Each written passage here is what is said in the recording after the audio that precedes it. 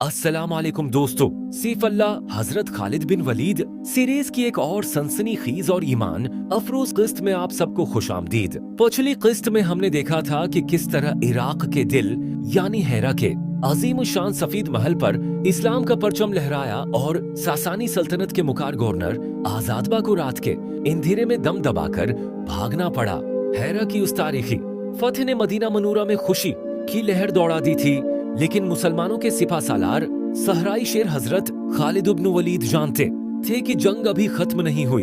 Iraq का ये इलाका अब भी बारूद के ढेर पर बैठा था, क्योंकि हेरा के आसपास अब भी कई ऐसे मकार कबाइल और ईसाई अरबी मौजूद थे जो ईरानियों के इशारे पर मुसलमानों की पीठ में चिराग भूनप सकते थे। हेरा के अमन को मुस्तकिल कायम रखने के लिए उन फितनों का जड़ से खात्मा जरूरी था। इसी मकसद के लिए हजरत खालिद बिन वलीद ने अपने जासूसों को चारों तरफ फैला दिया ताकि दुश्मन की हर नकलो हरकत पर नजर रखी जा सके। जल्द ही जासूसों ने एक ऐसी खौफनाक खबर ला कर दी जिसने मुस्लिम लश्कर को चौंकना कर दिया। हेरा से कुछ फासले पर आइन अल तमर नामी एक इंतहाई मजबूत और तस्वीराती किला था, जहां ईसाई अरबों और सासानी सल्तनत के मफरूर सिपाहियों का एक बहुत बड़ा तूफान जमा हो रहा था। वो मुसलमानों पर एक अचानक और होलनाक जवाबी हमले की तैयारी कर रहे थे ताकि हेरा को दोबारा छीन सके।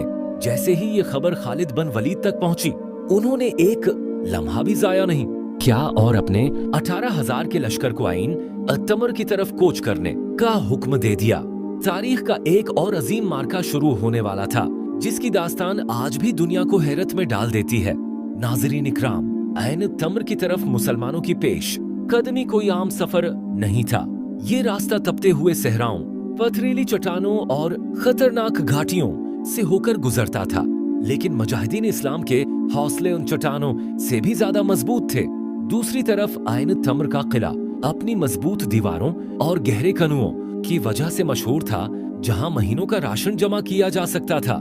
इस किले का गवर्नर एक इंतहाई मगरूर और मकार ईसाई अरब सरदार था, जिसका नाम ओका नबी ओका था। ओका को अपनी बहादुरी और अपने जंगजुओं की कसरत पर बेपनाह नाज था। जब उसे मालूम हुआ कि मुसलमानों का लश्कर हेरा से निकल कर इसी की तरफ बढ़ रहा है, तो इसने सासानी फौज के हाली कमांडर मेहरान से राब्ता किया, जो किले के अंदर अपनी शाही ईरानी फौज के साथ मौजूद था।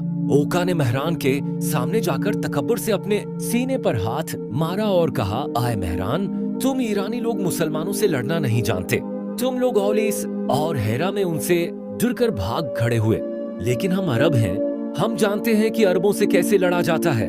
तुम बस किले के अंदर बैठकर तमाशा देखो, मैं खुद अपने कबाइल के साथ मैदान में जाऊंगा और खालिद बिन वलीद को ऐसा सबक सिखाऊंगा कि वो दोबारा इराक का रख नहीं करेंगे। मेहरान, जो पहले ही मुसलमानों के हाथों कई शिकस्तें देख चुका था और खालिद बिन वलीद के नाम से कांपता था, उसने मुस्कुराकर कहा, ठीक है ओका, अगर तुम्हारा यही दावी है तो पहले तुम ही मैदान में जाओ। अगर तुम जीत गए तो फतेह तुम्हारी, और अगर खुदा नख्वास्ता तुम्हें कुछ हुआ तो हम किले के अंदर से लड़ेंगे।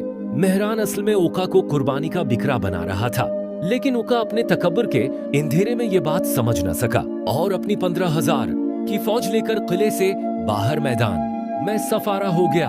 फिर वो वक्त आया जब दोनों लश्कर एक दूसरे के सामने आ खड़े हुए। एक तरफ उकाबा नबी, ओका का मगरूर और जुर्क बर्क लिबास में मलबूस लश्कर था, और दूसरी तरफ अल्लाह के नाम पर जान देने वाले सादगी पसंद लेकिन फौलादी अज़्म रखने वाले मुजाहिदीन इस्लाम थे।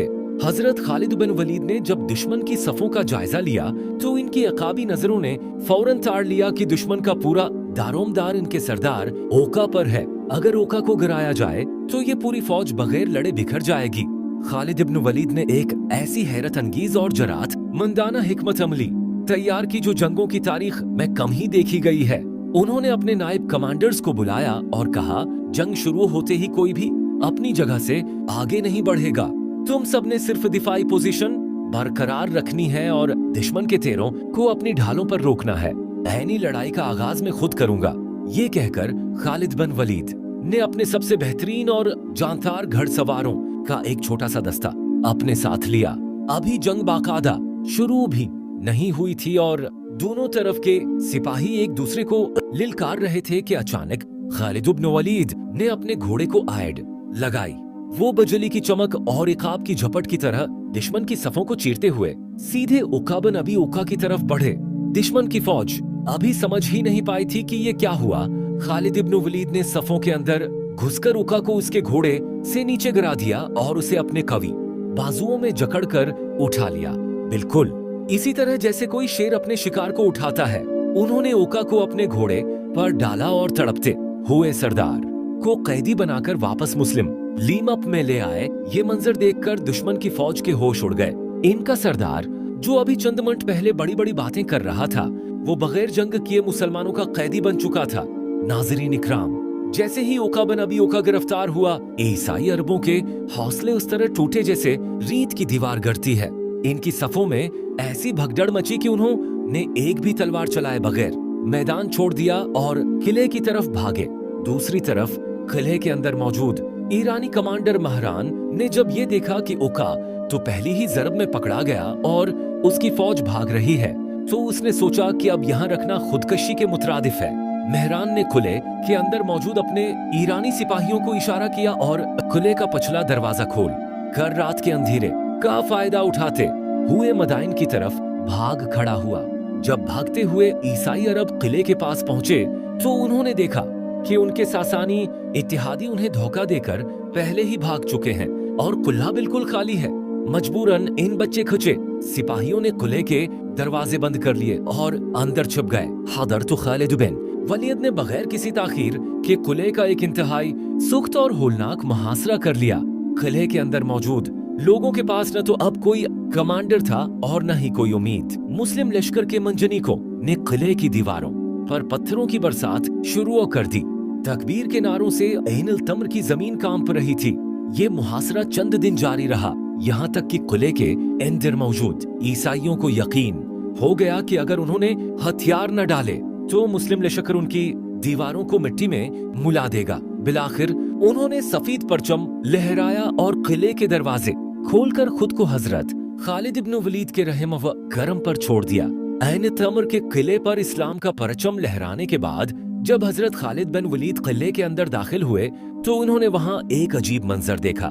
किले के एक खफिया तहखाने में एक ईसाई खानकाह मोनास्ट्री बनी हुई थी, जहाँ 40 नौजवान लड़के कुफलबंद थे और उन्हें आयसायत की मजहबी तालीम दी जा रही थी। ये लड़के इराक के मुख्तलिफ कबाइल से अगवा करके यहाँ लिए गए थे। हजरत खालिद बिन वलीद ने उनके साथ नहायत शफकत का मामला किया, उनकी जंजीरें काटे और उन्हें आजादी का परवाना दिया।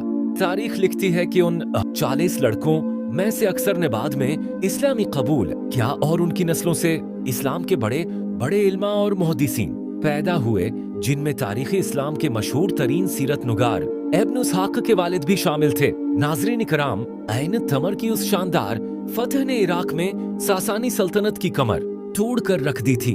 अब पूरा मगरिबी इराक मुसलमानों के जेरे नगी था, लेकिन अब भी जजीरा नमा अरब के सरहद पर एक ऐसा फितना बाकी था जो मुसलमानों के लिए बहुत बड़ा चैलेंज था। वो जगह थी दुमतल जंदल, जहां ईसाई अरबों का एक और कट्टर और जालिम सरदार अकीदर बिन अब्दुल मलिक मुसलमानों के खिलाफ एक आखिरी और फैसलाकुन मुहासरे की तैयारी कर रहा था।